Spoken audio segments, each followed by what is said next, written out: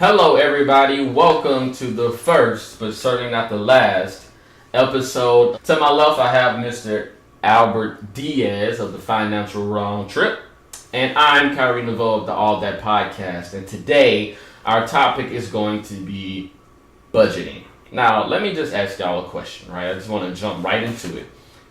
How many of us have been in a situation where money is barely cutting expenses or enough for expenses, or we're living paycheck to paycheck? At the end of the month, we paid all our bills. We only have $30 in our account, and we're like, where is all my money going?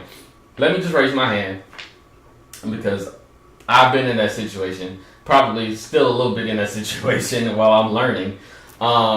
You've been in that situation? Oh yeah, definitely. I've been in that situation. And let me share a little bit of scary statistics here. We got some scary stats. It's like when you Google, when you're sick and you you Google your name? No, good stuff pop up in there. No, when you're sick and you Google, your sickness, and you like, okay, I'm about to die, because all the stuff is like scary.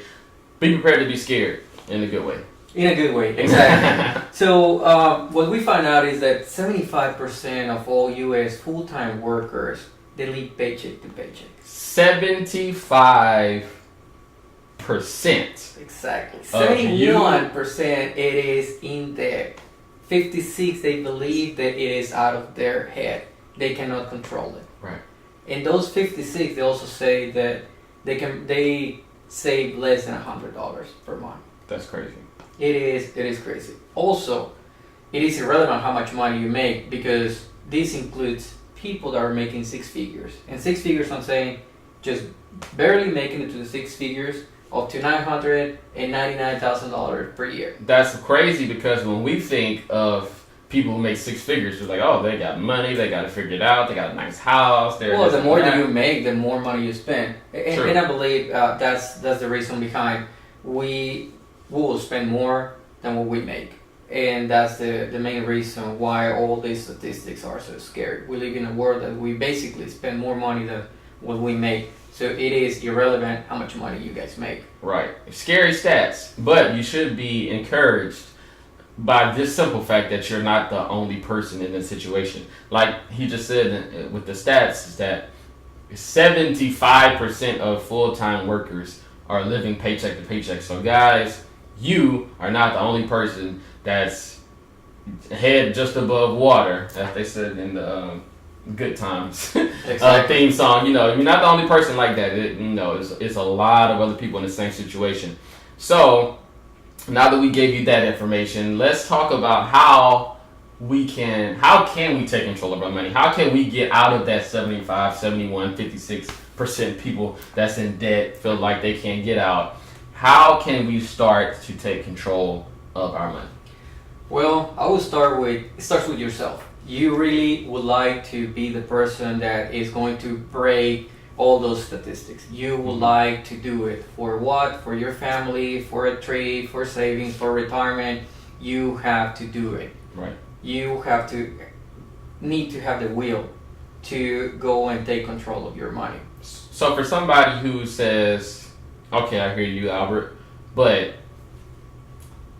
how can I start? I'm ready. In my heart, in my mind, I'm ready to start taking control of my finances. But how do I start? What can I do to get me to that point? You can do it on your own. You can start creating a budget on your own. I always strongly recommend that you go and visit a financial advisor. That's the best alternative, that's the best way, that's the professional way to do it. Right. You have to make it a habit of getting financially checked up once a year, same as if you go to the doctor. Right. Same thing, exactly. You gotta go to the doctor will do a full-blown analysis, and he's going to give you a prescription for whatever hurts for you. It's the same with a financial analysis. You need to have it. If you haven't done one, you can reach out to us. We'll help you find a great financial advisor for you anywhere in the United States. But also, you have to do it on your own. You have to create that habit of taking control of your money by using a budget. Right. Budget. The topic of this podcast. So, how do we start a budget? How do we start a budget? How do we start a budget efficiently, I should say? How do we get there to that point where we can start a budget? There's a lot of people it's like working out. Where do we start? Show up to the gym. Show up to the gym. Exactly. That's the main thing. Right, that's the main Show thing. up to the gym. Then the rest will take care of itself. So can you tell us what is this version of showing up to the gym? Well, everybody can show up to the gym. Right. Everybody can create a budget. Mm-hmm. You can start writing down all your expenses, everything that you spend your money in, all the money that you receive from your paycheck, from your business. It doesn't matter. But the reason why it doesn't work is because people do not understand that there are 3 main reasons it will fail. 3 main reasons. Listen carefully. These are important. So one of those is proper planning. Mm-hmm. That's what we advise. Go and visit a financial advisor, consultant. Mm-hmm. The second one is stick to the plan. That goes along with habits. Plan. Exactly. And the third one is tracking your budget. Right. So, the first one you mentioned is proper planning. That's something that everybody struggles with, not just in the case of budgeting, but in life, period, and planning. So, one of the most important things that people don't plan for is unexpected circumstances or unexpected situations. Definitely. And we don't plan our money or budget our money around having an emergency or something unforeseen. So we should create a emergency fund. You definitely should have an emergency fund. Definitely. Can you expound on that? Well, you always have to pay yourself first. You have to pay yourself for retirement, for savings, and for that emergency fund. Emergency fund. I want to stop you right quick because that's a very foreign way of thinking, paying yourself first. Because when most people get paid, we feel like, okay, I'm going to pay my bills, I'm going to pay for my kids, yada, yada, yada, I'm going to pay for this. Then, whatever money I have left over, I'll put into myself. Yeah, that's wrong. You're the most important person here. You and your family, so you always have to take care of you first. Right. And then everything else. But of course, in a way that your money is well allocated into all these different buckets that I would like to explain. Right. One of the buckets is pay yourself first for that emergency fund, for that savings, for that retirement. Mm-hmm. You have another bucket for your living expenses, and that includes your mortgage, rent, your gasoline to go to work, your groceries, everything that you need in a daily basis for you to survive. And a second bucket, or the third one in this case, it will be your discretionary activities.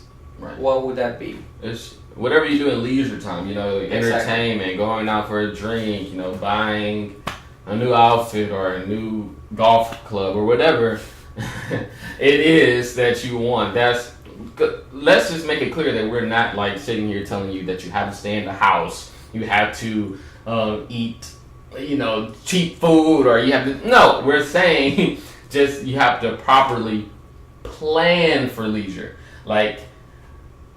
But we're not telling you to just be a boring person and that you can't do things. Just plan for it. So, that's what normally the majority of your expenses. Well, in my case, they go and eat outside, go and have fun. Right. It is where my legs are. Right. In months to months.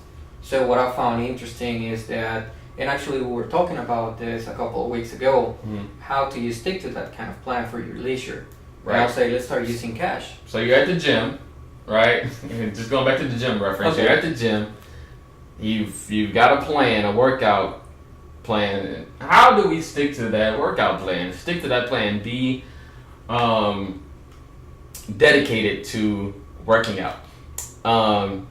And you were saying one way to stick to your plan is to carry cash. And I thought that was a very great point, because I never carry cash and I often overspend because of it. So can you tell me why you think that carrying cash is such an impactful way to not overspend? It will be impactful in mainly your discretionary expenses. Okay. It will be hard for you to carry cash, so you pay your mortgage, your rent, your car, etc. Right, but for your discretionary, let's say you budget $400 a month for fun. everything that you want. So then carry $100 every week. Mm-hmm. You are going to see that money start depleting. That money start breaking down into from $100 bill to 20, Right. to 10s, to 5s, to 1s. It does something to you when you can see it leaving, Oh. opposed to, you know, you have your car and you're just swiping. You can't actually see it leaving because you can avoid checking your bank account. Exactly. Right. It's just you're just facing reality. Right. You're facing reality, and it's the best way to create conscience about how much money you're spending. Right. Another thing we talked about as a way to stick to the plan is remembering why you did something in the first place, why you decided that you wanted to start a budget in the first place. And that's something that you can apply to every area of your life, whether it's your relationship, you know, if something's getting difficult. Why did I love this person in the first place? Whether it's going back to working out, like why did I feel like this fitness journey was so important to me? I wanted to lose weight. That's the reason why. Let's get back to that. You know, I wanted to feel better about myself. I wanted to yada, yada, yada. So remembering why you did something is one of the most effective ways to stick to it. So a little tip on that Mhm. for remember is write it down. If you don't write it down, it is not real. get you some dry Makes erase sense. boards. Albert and I, he has a dry erase board. I have dry erase boards, and we just write. And once I'm pretty sure when you come in your office and you see those, like it's constant reminders. Like I'll come in here, I'm looking. Okay, this is what I need to do. This is blah blah blah. It's there. It's constant. It's there. Yeah, You write it tracking. down. Track your Right, performance. tracking, So just if you started your budget because you wanted to take your family for a trip, Mm-hmm. put it down, write it down, and put it in the refrigerator so that you're being accountable for that. Your Right. wife will say, "Okay, we're doing great." You will see you're doing great. You will Mhm. show them that you're leading. Write it down and share it and track your performance. That's a great way. That's the best way that I can find it for you to remembering to stick to your plan. Visualization, guys. Visualization. And Got now it. that you mentioned that, Mhm. that leads to the third point that we mentioned, which Okay. is tracking. Tracking your budget. And now that you like to talk about gym, how you're gonna make reference to tracking? To tracking. Tracking as far as the gym reference can go, like, you know, you having to watch, you're tracking, you know, how many steps you take or how many calories you're taking in. You're just tracking your progress, or you're weighing yourself every week, see your progress, or see where you're at or what you're not doing.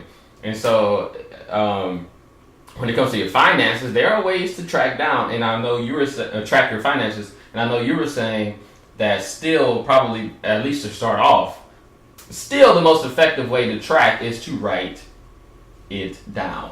That's the best way to start creating your Right. budget is write it down. Right. Pen and paper Mm-hmm. or a spreadsheet. Right. It doesn't matter. Just create it. When you write it down, again, you're facing reality. You Mm-hmm. Right. are telling yourself, "Oh my God, I'm spending this much money Right. in X, Y, C in this category, in this order. I'm committed to spend this much money on leisure time, on going Mhm. out, on happy hours, etc." Write it down. That's the best way. Now you have to use technology because it makes your life easier. Right. Some people watching this like, okay, I don't want to write. I don't want to do an Excel spreadsheet in 2018. Exactly. Like, what can I do? What can I use? I'm pretty sure that's an app. There's an app for everything. So I know you had 2 apps that you really like for tracking your budget. What were those? One of those applications is Mint, MINT, and the other one is Clarity Money. They're free. They create a budget for you automatically. You can tweak it whenever you want. Mhm. They provide a lot of insight, free credit scores as well. Categorize your expenses. You can move them around because sometimes it doesn't track them accurately. Mm-hmm. But then after you set them all up, it just runs automatically. Wow. That's Easy. the best way to track it. Easy. Easy. Wow. On top of that, I will add, you have to create a habit to check them. You Mhm. have to daily check your application. And Carrie and I were talking Mhm. precisely about that. When was it last week? It's like, hey, why don't you create the habit of checking your budget the same way that you are checking your social media? Right. How just, do a you check? just a fraction of how much you check your social media, really. Do you know that people spend an average of 137 minutes per day checking social media? A day. And all you really need to spend on this 5 minutes. on clarity or mint is 5 minutes. 5 minutes. All you 5 just need to check minutes. is how is your money performing? How is your money Right. moving around? Right. So if you can spend 100 and how many? 37 minutes. 37 minutes a day marveling on Instagram at celebrities' nice things and how they're budgeting their money, spending their money, you can at least go on Mint or Clarity Money and, you know, check your finances and see how you can get to that point, you know, if possible. So, okay, so we tracked our budget. We've learned how to, well, let me go in order. We learned how to properly plan. Yes. We learned how to stick to our plan. Correct. And we learned how to track our budget so we can keep up with our plan. So that's the 3 things that we've learned, and hopefully we have shown you guys or give you some insight on how to create your budget. Because we don't want to keep you too long. Because right after this video, we want you guys to start your budget right now. Write it down if you haven't already. Comment with us. Let us know what are your techniques. Let us know what Right. do you use, what else it helps you to get yourself into the habit, into the tracking mode. What are your goals? Right. All that. Also, this is what we're going to do. You ready for this? Tell me. The first 10 people that we see like, share, comment on this video, this podcast, we're giving away 10 free financial analysis. 10 free financial analysis. Free. Everybody loves free. Free. Financial analysis. Nice. Bam. So get on that, get your financial analysis, you know, and let's get this thing rolling, man. Let's be financially free. Let's do it. Why not start today? Great. Well, thank you everybody for checking our episode. Please like, share, and stay tuned for the next time. And budget. Write it down. And budget. Stick to the plan. Great. Proper plan. Track your budget. See you guys. Keep up with the plan. Keep up with I love saying that. All right. Peace.